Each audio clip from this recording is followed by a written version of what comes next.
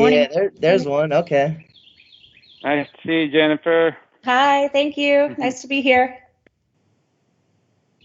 How's everybody doing? What is it? It's Wednesday, right? Yeah, Wednesday.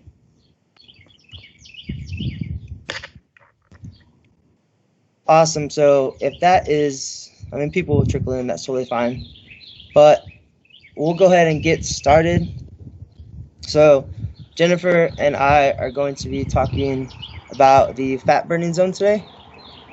And also, before I continue, I'm outside, so someone just speak up if I need to go inside, if there's like noises. Okay. Your birds are pretty loud. Birds are pretty loud? Yeah. They sound like very as long as happy you birds. speak out, it should be fine. Sweet. So today we're going to talk about the fat burning zone. We're going to be going over a few different things. You're going to be like, all right, when do we get to the point? But I promise you, we will. So that being said, these are some common questions that I've been asked, like while I've been doing this. Some people have these questions. Some people may want to know these answers. If Jennifer and I explain everything right, you should be able to answer these actually on your own. We won't necessarily answer these, but if you do want the answer, we'll answer them at the end. Again, you can always ask any questions throughout the presentation. And this also, I want you, this kind of to encourage you to see if you have any questions like this that you ever asked or ever wanted to ask. You can ask me and Jennifer. And again, hopefully if we explain everything right, you should be able to answer it yourself, or we can always help you out. So, two things before we get started to the next slide.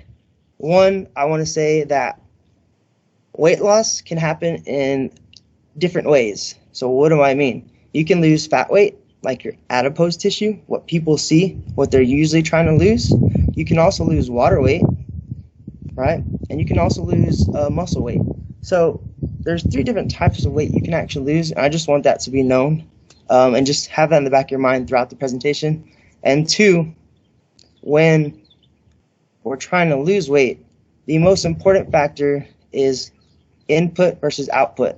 So calories in, calories consumed versus calories expended. That is the number 1 factor to think about when you're losing weight. That's all what it comes down to, input versus output. Again, throw that in the back of your mind and just have that throughout the presentation. So, in order to understand the fat burning zone, right, one should know macronutrients and their structure, trained versus untrained persons, macronutrients and usage at different intensities. So you may ask, what are macronutrients, Aaron? So macronutrients are different fuels or different sources that the body calls on to make energy. And that energy is made into ATP. So let's think of it backwards. ATP is how we do daily tasks, running, walking, jogging, whatever you want, daily tasks, we use our ATP. When we need to make more ATP, we go to those macronutrients and we call on them, we pick and choose which ones we're going to use to make energy for ourselves and to work our body. So that's kind of where macronutrients are, and Jennifer's actually going to go a little bit more in depth with that in the next slide. Thank you, Aaron. For sure. All right, so it was even in the previous slide, we were reading each bullet point and understanding that. So again, ATP pulls from the different macronutrients in order to make energy for our body to use. So the macronutrients we're talking about today are carbohydrates, fats, and proteins. But specifically for today's purpose, it's carbohydrates and fats. But depending upon how trained the individual is and the intensity of the work is what plays a role in the macronutrient usage. And we'll go further into that in the later slides. But for now, let's look at the structure. That's the 2 structures that are on here, and look at the makeup of them. Can anyone say which one is the carb and which one is the fat? Just by looking at the photos. Feel free to answer, guess, comments. Yeah. Always encouraged. Yeah, feel free, anybody jump in throughout it. If not, we'll answer. That's right. Okay. So the carbs are the one that's smaller in the structure than the fats, as you can see. So fats are much larger, consisting of more hydrogens and carbons than carbohydrates have. So fats have one glycerol backbone and 3 fatty acid chains. And why is that important? Because fats the structure has more H and C, which is the hydrogens and the carbons, and it takes longer to be broken down. So this means we can't rely on it for immediate energy, where carbs is much smaller on a structural level and can be broken down and made into ATP for energy easier and quicker. So you can imagine that's why carbohydrates have 4 calories of energy and fats produce 9 calories, and it's because of their makeup and their structure. So throughout this PowerPoint, if you would associate carbs with activity, the immediate need for energy, and fats with rest, no need for quick energy, like we're currently sitting listening to this presentation, or if you're sitting at your desk doing work, if anything is remembered through this slide, it's that carbs are with activity and fats are with rest or low intensity activity. Yeah. And Aaron, I'm going to we can go to the next slide now. And sorry, I forgot I had the capability of doing that. Yeah, I'll let you continue. Awesome. So going over what Jennifer just explained, this is just in chart form. So we just talked about, and before I go any further, just pay attention to my arrows, carbs and fats, carbs and fats. Excuse me. We just talked about how carbs, they're smaller in structure. That means they're able to be processed a bit faster than fats. That's why the rate of ATP, remember that energy we use, right? Energy. Carbs are faster, so the rate of ATP is quicker than fats over here. Again, we just talked about how fats are bigger on a structural level, so it's going to take time to be broken down. Because of that, oppositely, since fats are so big, have so many hydrogens and carbons, they do take longer to break down. We established this, but also they also provide more energy available. So that's why they have 9 calories of energy versus our carbs with 4 calories of energy. So fats provides more energy, just at a slower rate. And when we need immediate energy, we can't really call on our fats to make energy. So that's why we usually use carbs. So again, throughout the presentation, think carbs with activity and fats. Fats went blank. Oh, fats with low intensity. Oh yeah, low intensity. Yeah, rest. Sorry about that. Sweet. So have that in your head. Awesome. Now we're going to talk about trained versus untrained individuals. So a lot of these topics are going to be different, but I promise they all go together. So who has heard of homeostasis?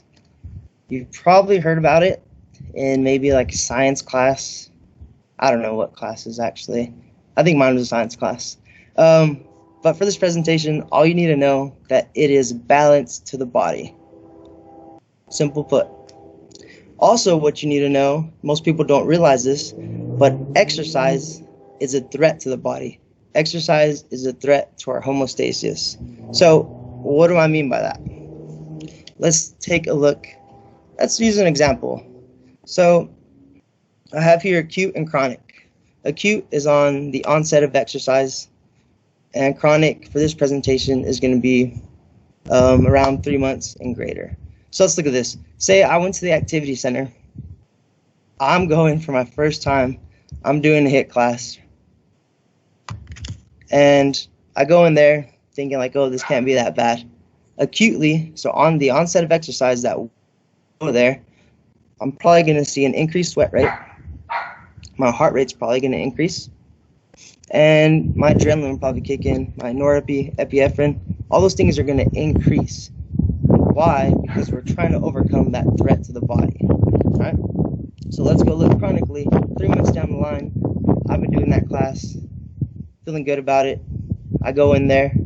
I still have a heart rate increase. I still sweat, but I overcome that quicker than I would acutely. So let's say I go to the class my first time, I probably couldn't even finish it, right? But chronically, I've been going. It's a little bit easier, right? So I've adapted, and different things from chronic can happen. I can probably have a lower resting heart rate. I can even have muscle growth from this, right? So how does this tie into back to the fat burning zone, back to macronutrients? Well, as our body adapts acutely and chronically, our macronutrients that we've just been going over, they also change as well. So, again, we're actually going to explain this talking about a treadmill. So, I, for one, do not like treadmills at all, right? But I've been on it a few times. And the way we're going to help understand this is talking about my experience on a treadmill. So, I have this picture here, your comfort zone, and where the magic happens. We all know we grow out of our comfort zone, but a lot of us don't like to step out of it. So, for right now, what I want you to think of is steady state as comfortable and non-steady as uncomfortable. Right? I swear this is all going together, I promise. So, I'm going on the treadmill. I'm 30 seconds in, on top of the world. It's really not that bad, right? 40 seconds, 50 seconds, 60 seconds come in. I'm at that minute, and I'm like, okay, this is kind of cool, but I'm not really a fan of this. A minute and 30 comes around. I'm on the treadmill, kind of starting to second guess why I got in there in the first place. 2 minutes comes around. I'm starting to sweat. I'm looking around like, dang, I really don't want to be on here. 2.5 minutes, 3 minutes. Definitely contemplating why I got in there in the first place. That 4th minute comes around. I just tell myself, keep going. It can't be that bad. Eventually 5, 6, 7 minutes comes around, and what happens? We get comfortable. We get to a steady state, right? So why does that matter? Once we reach a steady state, once we get comfortable, those macronutrients that we're talking about, remember how we associated carbs with activity and fats with rest? As you get comfortable, you transition from carbs to fats.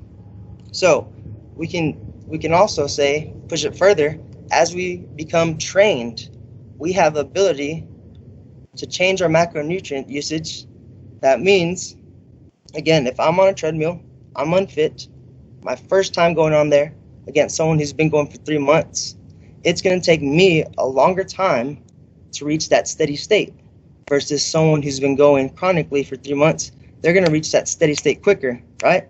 So why is that important? It's important because once they reach steady state, they now are able to transition quicker than myself to a steady state, meaning they're able to reach for their fat stores quicker than myself.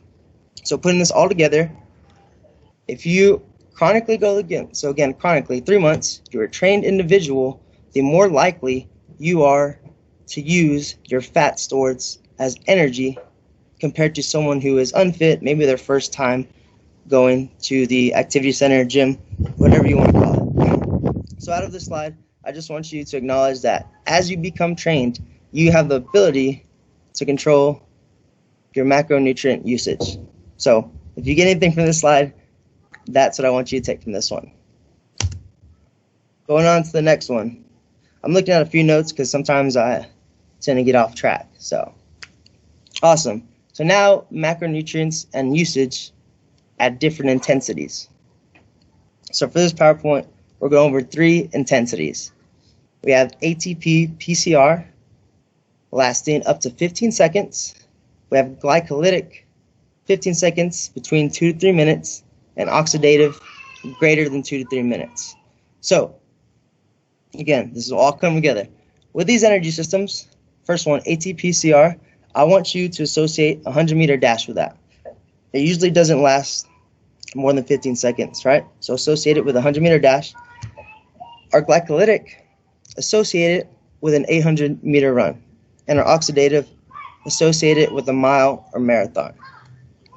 With that, we're going to go into intensities.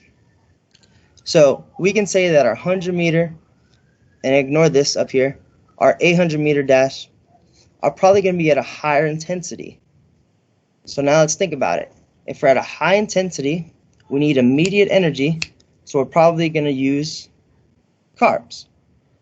So we're going to use, we always have stored ATP, then we revert to carbs. Once we run out of those, we need to pull from different sources, correct? So let's go to a low intensity. If we're talking about this marathon this mile will always start with our stored ATP, but then we transition. Since a marathon is a lot longer, we're gonna be at a lower intensity. There's no way we can run or sprint a marathon. It's not possible. So marathons are at lower intensities. And now we're adding to that. So going back to the very beginning, if you're a bit confused, it's fine. I'll help you out. Remember how we associated carbs with activity and fats with rest. So now we're adding on to the fats one. So associate fats with rest, but also lower intensities. So that marathon, that mile, we'll start going into our fat stores a little bit more rather than our 100 meters races. So again, our high intensities are more carb driven, our lower intensities are more fat driven. So let's take that idea. Let me make sure I proved my point. Yeah, so let's take that idea into the next slide. But if you get anything from this slide, know that intensity dictates our energy system. So if we're at a high intensity, that means we're using a shorter energy system, which means we're using a quicker macronutrient. So intensity dictates energy systems, and energy systems dictates our choice of macronutrients. So take that, right? Solid. Let's go one more down. And if you're confused, it's totally fine. This should kind of put it all together, because I know at the beginning I was like, hey, we're going to talk about the fat burning zone. But to get it, to understand it, we needed to know all those things. So let's try and put this together. So this continuum should help answer the fat burning misconception, right? Before we go any further, I want us to take a break. Like, let's step out of this mindset, and we are going to talk about money. So let's stow this away. This idea should help with this, but just let's forget about the PowerPoint for a second. So, and feel free to turn off your mics. Actually encourage it to answer this question. So I'm going to give you two options. Option A, I'm going to give you $100 and you can keep 90% of it. Or option B, I'm going to give you $500 and you can keep 50% of that. My question to you, if you're money driven or if you know the answer, which one would you pick, A or B? So please let me know what answers you would pick, option A or option B.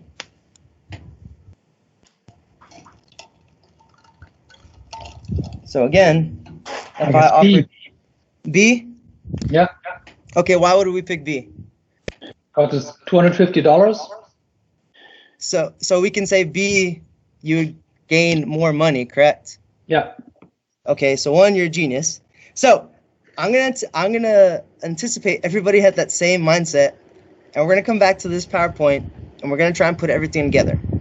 So right now, everything I've told you up to this point, we've associated fats with rest and low intensities, and carbs with higher intensities. So if you look at this chart, from left to right, our fats decrease as we increase in intensity, and our carbs increase to the very top. So fats decrease as our carbs increase.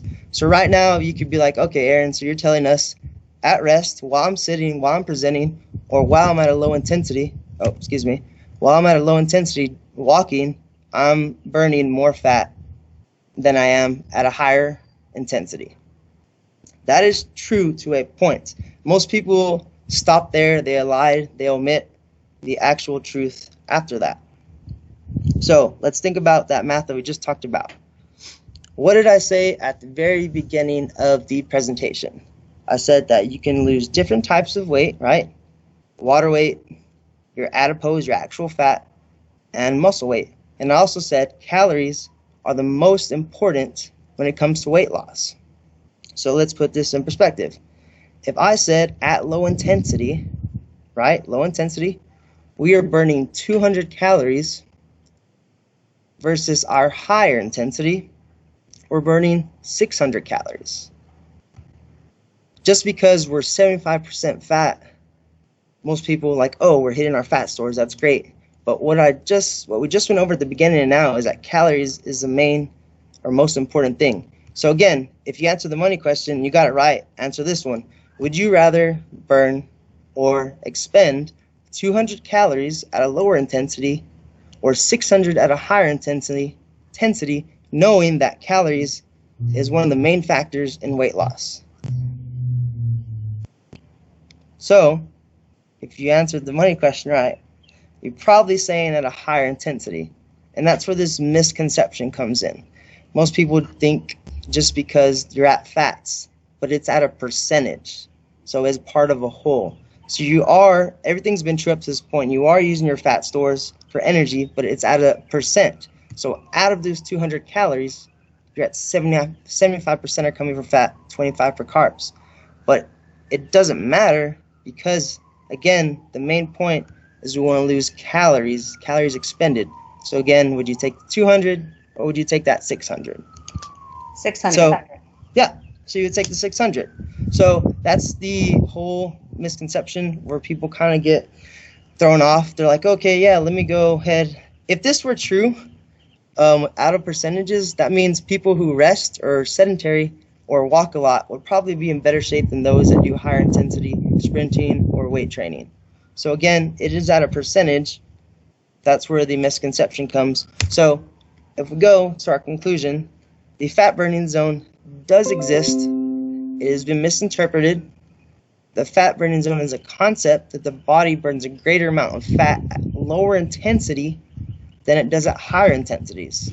So that's true, but it is actually at a greater percentage of fat at lower intensities than higher intensities. So if you're still trying to wrap your mind around it, just think about the money example. If you want to take the bigger amount of calories versus a lower amount of calories. So again, percents are always part of a whole. So would you take the 200 or would you take the 600 calories? If your ultimate goal is weight loss, you're probably going to go with the 600 calories, no matter even the lower intensities at a higher percentage of fat. So again, understand that fats will be coming at lower intensities, but at a percentage. So, that being said, yes, sorry, Karen. No, you're fine. I was just going to say, it also, at a higher intensity exercise, revs up the metabolism. Not only does it burn more calories while you're doing the exercise, but it also revs up the metabolism, so you're burning more calories through the rest of the day that in return you'll end up burning more fat as well. Yes, exactly. So why we went over all those other things, it was just to hopefully help. So we know that carbs, smaller structurally, they're used for immediate energy. Fats are bigger, they're used for a lower intense energy or at rest. Now we understand the whole picture, kind of why we pick and choose or what stores are being used to make ATP. Again, towards the end, we now see that fats are used at a greater percentage. So meaning calories are less than at a higher intensity. Again, I need to go over anything. Again, I will, because sometimes I know I get off track. But the whole idea is that the fat burning zone is true to an extent, but the body burns a greater percentage of fat at lower intensities. So not as a whole, but as a percentage. And again, when you're trying to lose weight, calories are one of the main factors you want to take in consideration. Yep. Input versus output. Yes, thank you. Welcome. So if you're still trying to wrap your mind around that, please ask questions. And we can also ask any other questions you may have, or if you want us to clear something up, please do. Totally fine. You can step off, turn off your microphone, or turn on your microphone. So what advice would you give to someone who's not necessarily trying to lose weight, but they're just trying to burn the fat? Would you tell them to then try to increase some of their lower intensity exercises? So good question. And you said you're not trying to lose weight, but you're just trying to maintain weight? Yeah, I'm fine with the weight that I'm at, but I just want to burn the fat off. Even weight training is good for that too, to help build the muscle, which will increase the metabolism as well, and you'll burn more calories at rest. Yep. With higher muscle mass. Which I don't plan on stopping the weights that I'm doing. But the runs that I've been having haven't really had as much effect as I feel like they should have had. And I'm wondering if that's because they are pretty intense. Like I'll go for 2 miles, but my heart rate will also be pretty high when I do that. So I'm just wondering, is that kind of what's happening? Is I'm still just burning off too much ATP, and maybe I should try to take my runs a little bit slower to see if I can get more percentage of fat out? So, again, if you're at that lower intensity, technically, yes, you will be at that. You'll be hitting those fat stores, right? Sure. It won't be as high intense, so the calories will be minimal. So, yeah, in a way, you could try and hit those at a lower intensity. But if you said you're running, it's pretty high intense for you. And how long usually is it? Yeah, it's usually about 15 minutes, and my heart rate's like 160s, 170s, 180s. And how often are you doing that? 5-6 days a week. Okay. Maybe to like mix it up and do some longer, lower intensity runs in there. That's kind of the variation. That's kind of the question I'm posing to you. Do you think that would be effective? I do.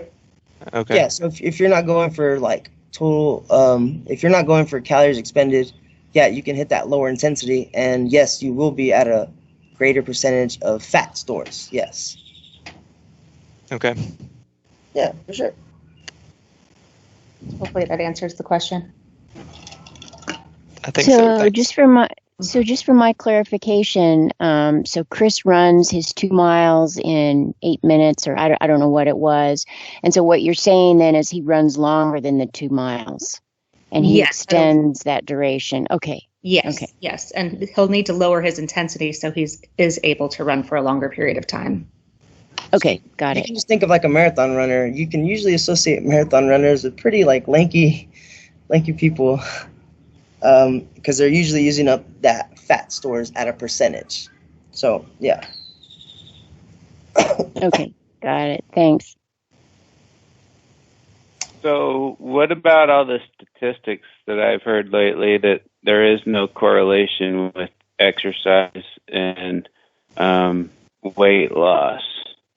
And myself, I find that it's easier for me to lose more weight sitting here doing nothing than exercising. Now I realize how beneficial exercise is, but maybe not so much to the focus of weight loss. It's definitely input versus output. And sometimes your metabolism does, it goes up after exercise and you're a little bit hungrier, but at the same time, you've also burned more calories and it will increase the metabolism. But no matter what, weight loss will be, input versus output. So what you're eating and how many calories versus, what you're doing throughout the day. I agree with that. The problem is the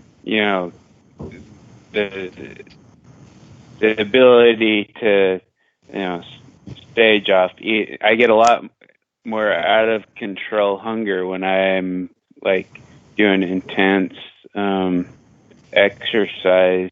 It's a lot harder for me to control than when I'm, more idle, I guess. I think that's related to cortisol and other hormones, I guess, stress. So you were saying you feel like, or you do lose more weight being sedentary or sitting? Yeah. Okay, so yeah. Remember also I said that you can lose different forms of weight. So you can lose water weight, adipose, that fat that usually people are going for, and also muscle weight. So if you're sedentary and you're not doing much, you might be actually attacking your muscle. So you could be losing weight. Yes, that is true. But like I said, you may be losing your actual like muscle mass, and usually that's what people don't want to go for. Ideally, people go for those fat stores, right? Because you need your muscle, for daily activity, things like that. Again, if we went to water weight, you could probably lose, after a bout of exercise, you can probably lose 5 pounds in water weight, but that's always going up and down. So again, if you are sedentary, you could be, losing weight, but it's more than likely coming from your own muscle mass. Right. So if you're okay with that, then yeah, I mean, I don't want to encourage you to be sedentary, but that's where you'll be probably using your muscle mass stores. Mm-hmm. Well, I wouldn't say totally sedentary. So, like, if I'm lifting weights and not really getting my heart rate up a lot, if I'm just doing like kind of heavy, low, not high-end cardio, that's kind of like, So I'm still exercising my muscles, but I'm not really going out there and creating that stress that you get from like a long run or a sprint. okay, so yeah, and this could be me as well, the way I worded things. High intensity, yes, we do associate it with that sprint, thinking that 100-meter sprint, but weightlifting also gets your heart rate up. You're pressing an external object. So weightlifting can get your heart rate up just as quick or as fast as maybe like a HIIT class. So weightlifting does play a role in that as well. I just want to clear that up. It doesn't have to be necessarily a run, but I just use a run as an example. So yeah. Thank you. Yes, sir. Hey, Tom Matthews here. I have a couple questions. So Hey, first one on if I go and I look at the heart rate charts, they have, I forget the bands, but they have the fat burning zone, and then they have the max zone and your heart's going to explode zone. Yes. Should I do you just ignore that stuff? Because of your whole comment of, it's input versus output, and because of the percentages, that fat burning zone really doesn't make sense to try and focus on. It just makes sense to focus on good exercise. So, okay, yeah. I had a point. I lost it for a second. You said you use the heart rate. You're looking at the heart rate zones. Yeah.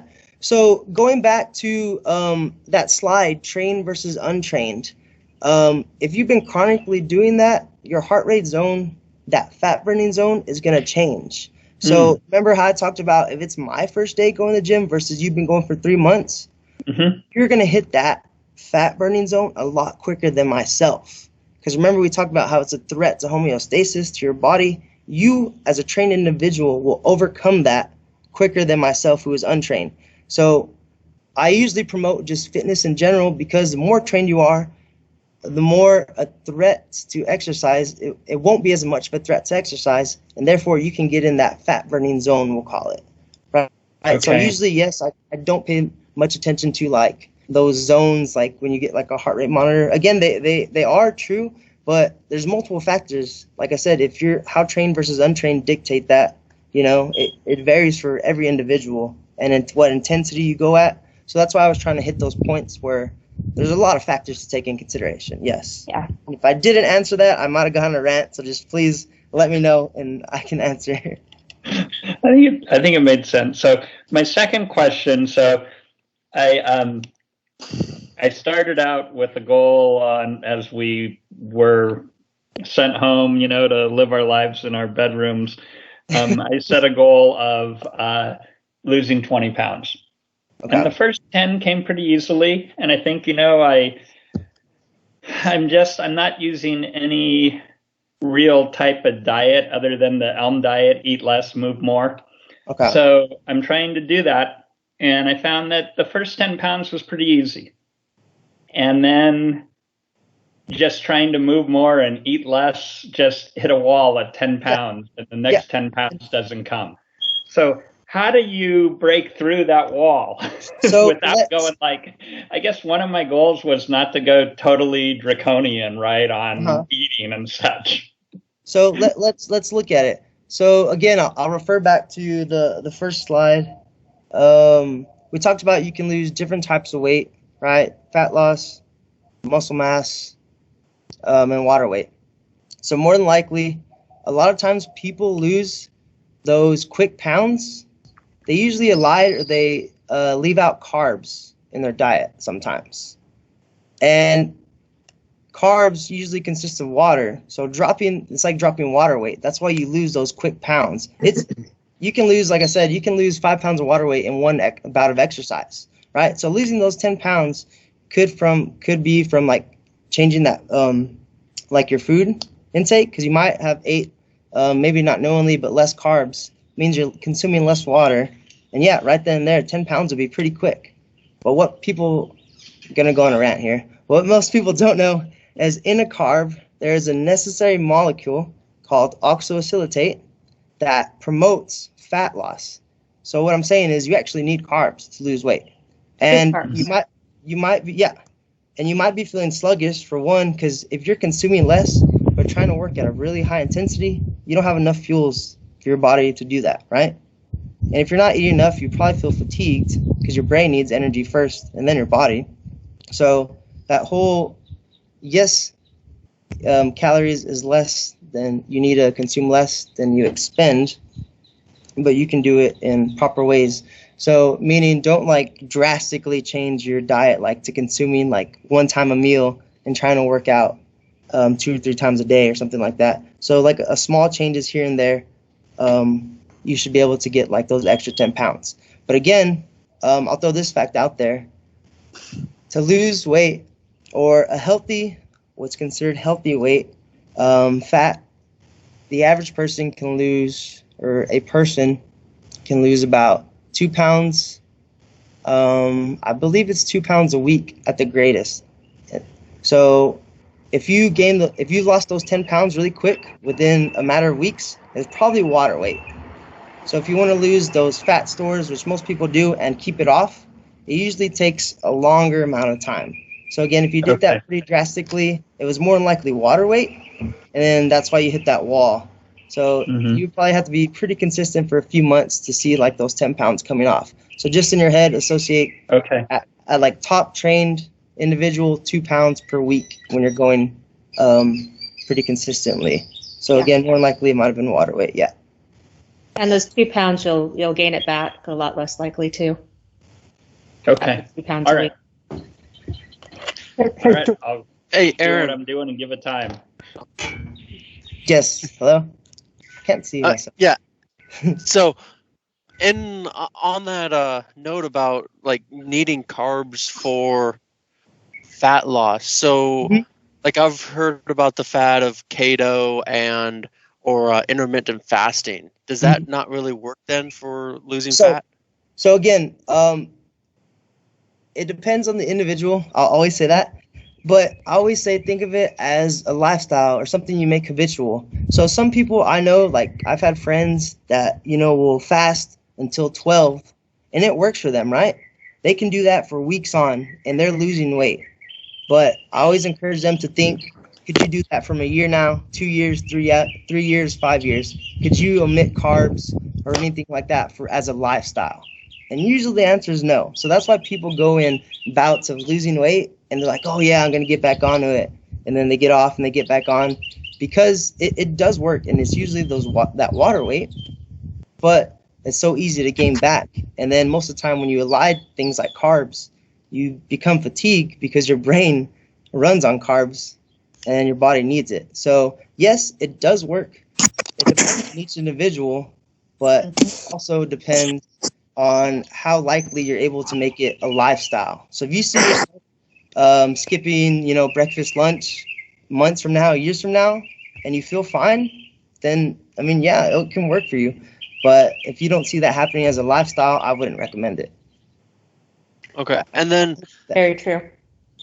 And then on the lines of basically it's calories in versus calories out, what's a good way of estimating the amount of calories you're burning through exercise? And are Fitbit watches accurate? So I personally don't use a Fitbit watch, so I wouldn't be able to honestly answer that. I know some people that say it's pretty accurate, but again, I don't wear them, so I wouldn't be able to answer that for you. It's not inaccurate, but I can't say that it's accurate, as accurate as if it were more of a real scientific approach, I would say. Does that make sense? What I can tell you for sure that if you're looking to burn more calories, you're probably going to want to go at a higher intensity than you're used to. Because again, we just explained all the reasons, a higher intensity, you're going to burn more calories. So you might not know exactly how many, but just know if you're at a higher intensity, it's going to associate with higher calories expended. So I know that's a kind of vague answer, but yeah. And higher intensity intervals are really good too, because when you bring your heart rate back down, it takes a lot more energy to get it back up as well. But intervals are great for metabolism and burning calories for the rest of the day. So true. Which is what you would do in like a HIIT class. Mm-hmm. Hey, thank you. Yes, sir. Yeah, I have a question. So to follow up on that as well. So I'm a runner, and I always hear from my running coaches that I have to bring in as many calories as I'm burning, otherwise I'll get injured. So basically for runners, you can't have a negative calorie balance. Otherwise, you're not fueling enough, and so you're going to get injured. But at the same time, I know I'm overweight. I want to lose weight. Is there no way to, lose weight while while I'm running? Like, is there maybe like a little bit of a leeway there? And what's like maybe a ratio where maybe if I'm bringing like 95% of the calories that I'm burning, that would still be okay and would allow me to lose weight? Or is there any kind of formula? So what type of running do you do? Are you talking about long distance running? Yeah, so I'm, I'm running marathons, training for marathons. I'm running 6 days a week. I'm running maybe about 40 miles per week. Yeah. Okay. And you want to still be able to lose weight? Exactly. Okay. So not fast, but like at least be on that trajectory that, yeah. So first of all, I think a break couldn't hurt if you run almost every day. But I would suggest start implementing weight training. One, it'll help your running game out. And two, if you have more muscle mass, you're going to need to feed those muscles from energy sources. And as we were talking about earlier, at rest or even at lower intensities, that those muscles will be fed from primarily fat stores, right? So again, I would implement weight training also because it's at a higher intensity and it's going to burn more calories as well.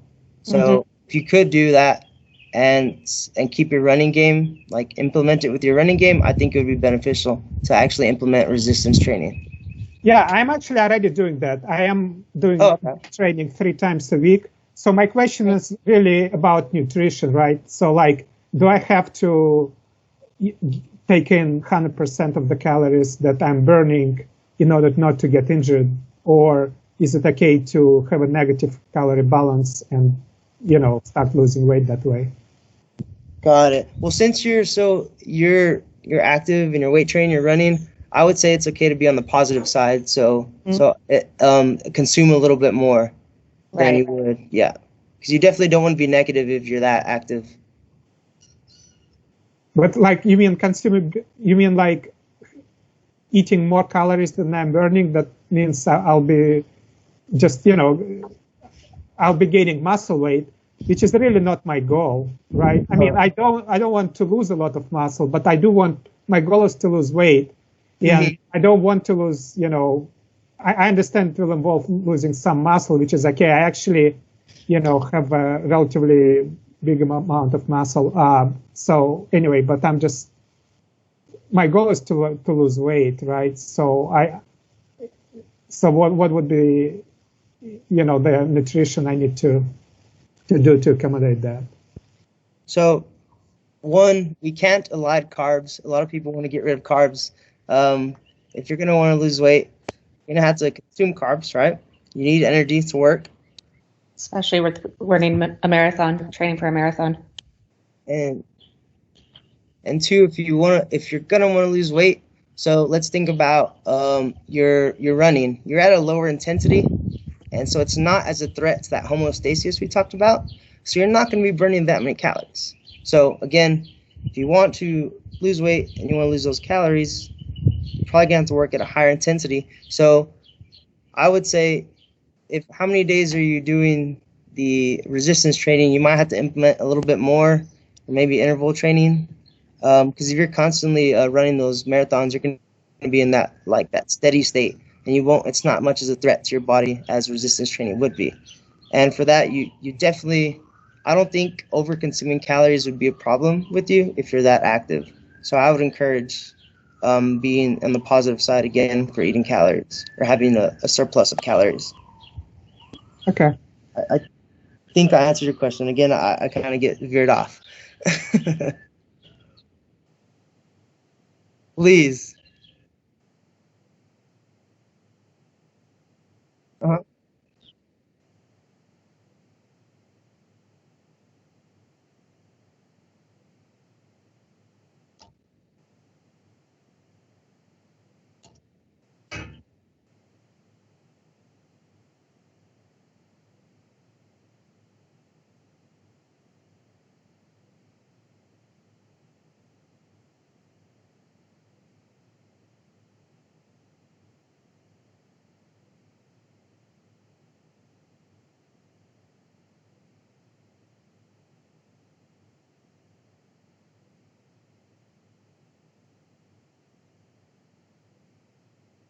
Thank you. Yeah. Thank you for that. Thank you. I mean, where were you then? Okay. Hey, Aaron. Question? It's Andy, man. Oh, hey, man. Hey, buddy. Andy. Hey, so I jumped in kind of late, so my apologies there. But from what I'm gathering, and from what I interpret it all is variability seems to be like the key here, right? Because if our body, like you kept talking about homeostasis, our bodies are organisms, they adapt, and they, if you keep doing the same route or the same distance and some intensity, it really doesn't. Your body will get used to it. Yeah, that's kind of where you get like those plateau phases. Right. You need to shock the system. So it's almost like I feel like those fat burning zone charts are relevant now, and it's more about just creating just shifts in your body or different stimulus to really get those fat burning effects. Right? Is that something? Would you think that that's close to what we're trying to relay here? Yeah, yes. Again, because there's so many different factors. Like I said, trained versus untrained people, you're going to reach different states of macronutrients usage depending on how fit or unfit you are. So there's a lot of factors. So yes, like those zones are true, but you can go in and out of them depending on how fit, unfit. Maybe even we can even go and talk about how much sleep you get. There's so many factors, Of course, yeah. And I've it's funny because recently I've done some yoga classes that are pretty intense, and I feel like I've gotten just as good of a workout from doing those. Yeah. But I mean, you would never think yoga's that intense, but I guess in certain formats, it's you can get a good calorie burn without the damage, right, to the joints and whatnot. So yeah, cool. I hope like I said, sometimes I veer off. Just y'all keep forward if I don't answer a question. Like I just get sidetracked, No, it's great. It's great information. Passionate. It's good. And those were good points, Andy and Amin. Thank you. Of course. Yeah, and if anybody wants a rundown again, because I know I sometimes talk fast, and some of y'all might even be still thinking why did he talk about that? If the connection's not there, please let me know.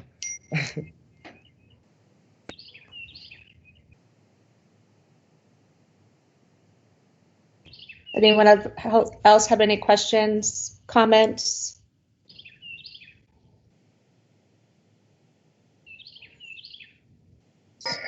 Hey, y'all did a great job, guys. Thank you. Yeah. Thank you. Are you going to distribute the slides afterwards? Yes, I believe we can do that. Yeah. Right, Amin? Okay, thank you.